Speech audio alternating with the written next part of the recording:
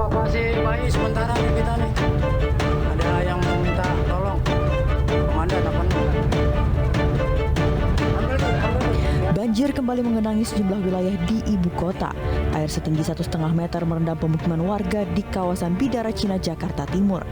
Seorang balita berhasil dievakuasi petugas damkar yang menerjang banjir tanpa perahu karet.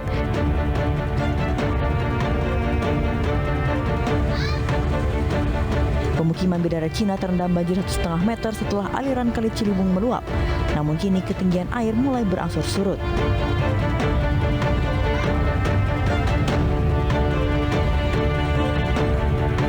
Sementara itu ratusan rumah warga di Rawajati, Pancoran, Jakarta Selatan Senin pagi terendam banjir setinggi 2 meter akibat luapan Kali Ciliwung. Warga tetap bertahan di lantai 2 rumah dan hanya memindahkan barang-barang berharga ke tempat yang lebih aman. Banjir memiliki ketinggian bervariasi, mulai dari 1 meter sampai yang terdalam mencapai 2 meter lebih. Pemukiman warga di Rawajati ini merupakan wilayah yang kerap terendam banjir luapan Kali Ciliwung, karena selain berada persis di bibir sungai, kontur tanah juga berada di cekungan yang membuat kondisi banjir semakin parah.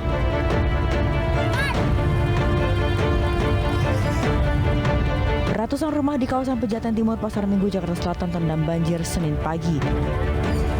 Banjir dengan ketinggian mulai dari yang terendah 1 meter dan yang terdalam mencapai 4 meter ini membuat warga memilih mengevakuasi diri dan barang berharga ke tempat yang lebih aman. Ketinggian banjir yang cukup parah ini setelah Bendungan Katulampa mengeluarkan status siaga 1 pada Minggu malam setelah kawasan Puncak Bogor diguyur hujan deras.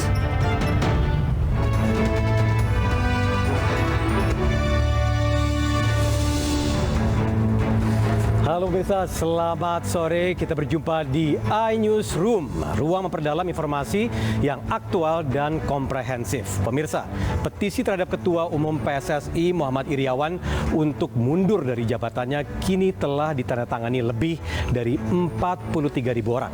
Langsung saja, saya Tommy Cokro. Kami mulai iNewsroom selengkapnya.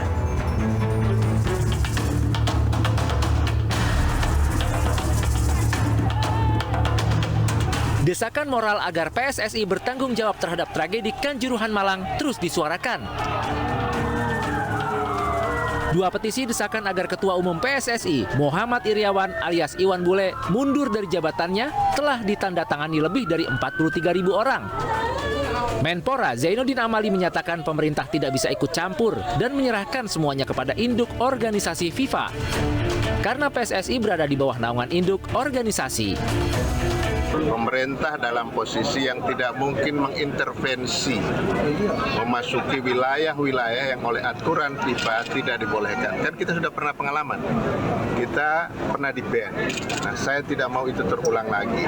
Tentang aspirasi dari masyarakat, ya silahkan saja disampaikan, dan nanti PSSI akan menyikapinya. Tetapi pemerintah tidak akan mencampuri itu karena kita tahu batasan-batasan mana pemerintah masuk, pemerintah tidak boleh. Kita membantu persepak bolaan nasional, kita memfasilitasi kegiatan-kegiatan persepak bolaan.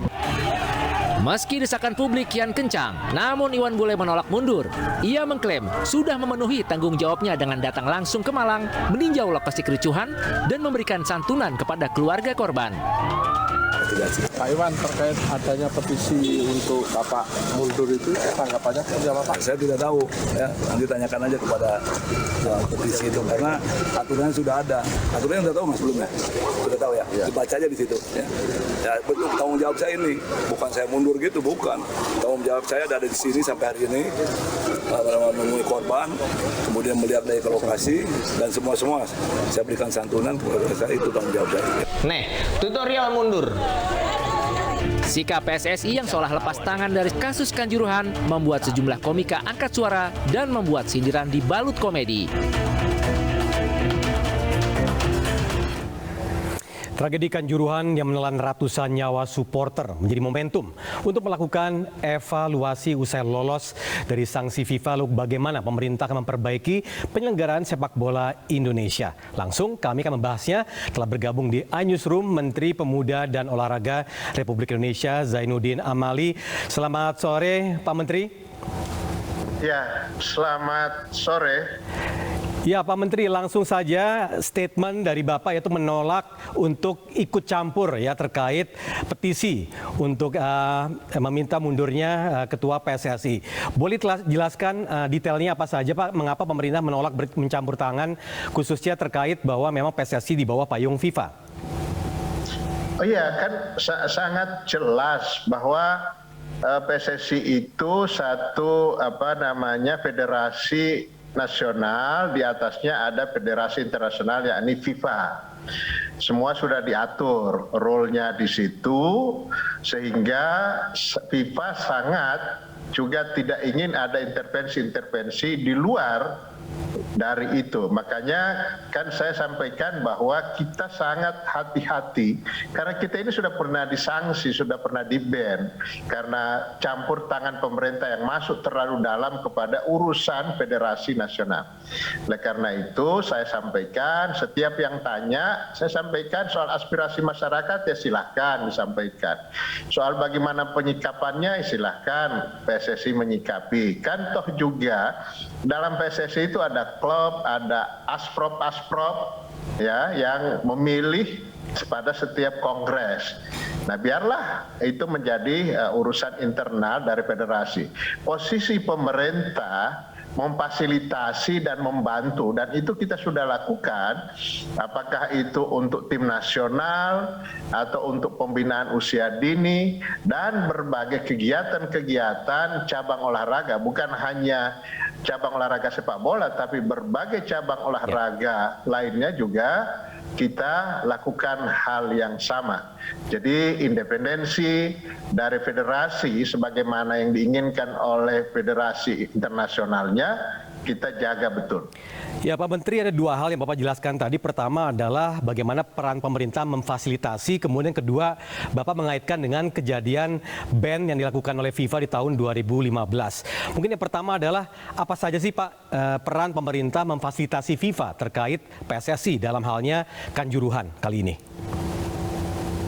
Oh iya, yang saya sampaikan adalah selama ini sepak bola yang kita fasilitasi misalnya tim nasional, itu juga kita lakukan bahkan dari kelompok umur, itu kita yang melakukan itu.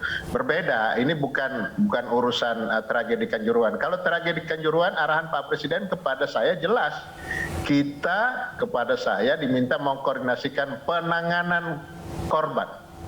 Baik dengan pemerintah provinsi maupun pemerintah kabupaten dan kota. Baik. Itu yang kita lakukan. Urusan investigasi, urusannya polisi. Apalagi pemerintah sudah membentuk tim gabungan independen pencari fakta. Jadi biarlah ini bekerja dengan porsinya masing-masing. Baik, Pak Menteri, kalau terkait dengan ban yang tahun 2015 kemarin, ada catatan apa saja oleh pemerintah, terutama terkait keikutsertaan atau kolaborasi pemerintah dengan FIFA untuk saat ini? Nah, kalau yang waktu itu kan karena pemerintah masuk terlalu dalam terhadap urusan PSSI, sehingga kemudian kitanya kena sanksi, ya.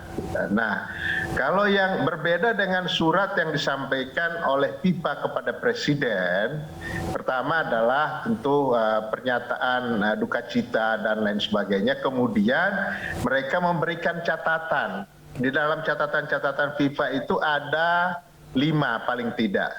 Yang pertama adalah standar tentang kelayakan stadion. Yang kedua adalah SOP penanganan baik itu oleh polisi maupun oleh yang non polisi atau yang kita kenal dengan stewarding.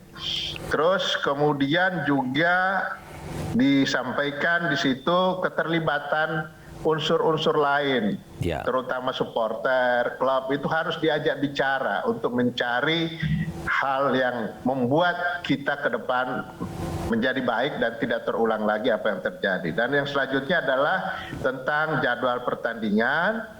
Nah, yang kelimanya adalah kita diminta untuk juga belajar dari tempat lain, benchmarking dari penyelenggaraan kompetisi yang sudah dalam posisi yang sudah stabil. Juga kita monitor itu. Jadi itu berbeda dan tidak ada dalam surat itu untuk kita ikut campur dalam organisasi federasi nasional.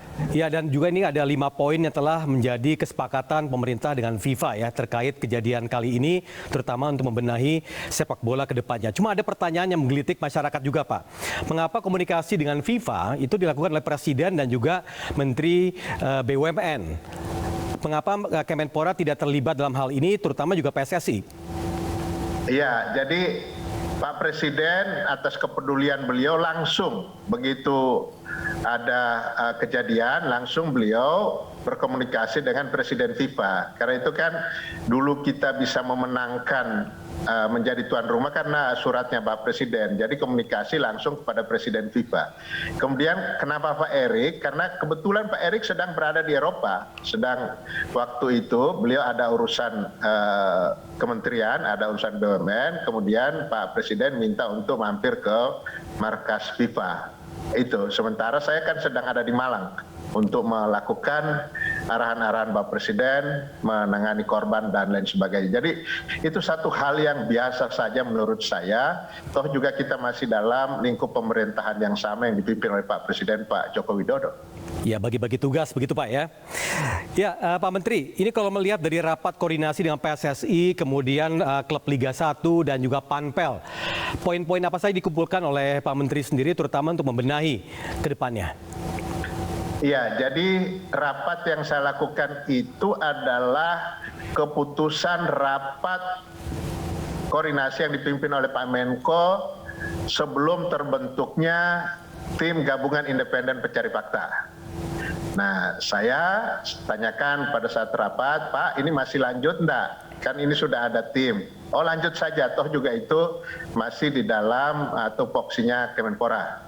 Saya mengundang PSSI, saya mengundang klub, saya mengundang perwakilan dari beberapa supporter, ya, yang tentu yang sering kita saksikan menjadi perhatian publik, tidak semua ya. Kemudian juga dari kepolisian, dari kesehatan dan sebagainya. Nah, kita mendapatkan masukan dari klub bahwa mereka sangat menyesalkan terjadinya tragedi Kanjuruhan dan semua berduka, dan kita merasakan bukan hanya Arema tetapi semua klub merasakan itu, kemudian memberikan informasi-informasi bagaimana penanganan tiket di tempatnya masing-masing, bagaimana dengan supporter. Nah, ini kami catat semua, tentu menjadi bagian yang juga saya informasikan kepada tim gabungan nanti pada saat kalau ada rapat plenonya nanti dipimpin oleh Pak Menko, dan juga mendapatkan masukan dari berbagai pihak, dari kepolisian, dari Pak Menteri, maaf nih saya potong Pak. Satu lagi Pak, singkat saja. Ini terkait dengan kejelasan dan juga harapan dari publik terhadap tim independen pencari fakta. Sejelas apa dan secepat apa kita melihat dari perkembangan dari tim independen tersebut? Iya, kan waktunya di dalam Kepres itu 1 bulan. Tetapi kita bertekad untuk menyelesaikan kurang dari 1 bulan. Pak Mahfud sebagai ketua tim menyampaikan dalam rapat perdana kita kerjakan secepat-cepatnya, kalau bisa tidak sampai 1 bulan. Jadi paling lambat dalam waktu 1 bulan, tim sudah menyampaikan rekomendasi kepada Pak Presiden yang menugaskan kita, dan nanti setelah itu apa-apa yang menjadi temuan dari tim dan kemudian apa rekomendasinya untuk pembenahan ke depan, ya kita tunggu saja kerja dari tim investigasi ini. Baik, Pak Menteri, terima kasih telah bergabung bersama kami di sore hari ini bersama iNewsroom. Dan pemirsa, itulah Menteri Pemuda dan Olahraga Republik Indonesia, Bapak Zainuddin Amali. Dan langsung kita harus break dulu. Sesaat lagi kami akan hadir dengan sejumlah informasi dan juga wawancara kami berikutnya. Salah satunya cuaca buruk menyebabkan banjir di sejumlah daerah. Selengkapnya sesaat lagi.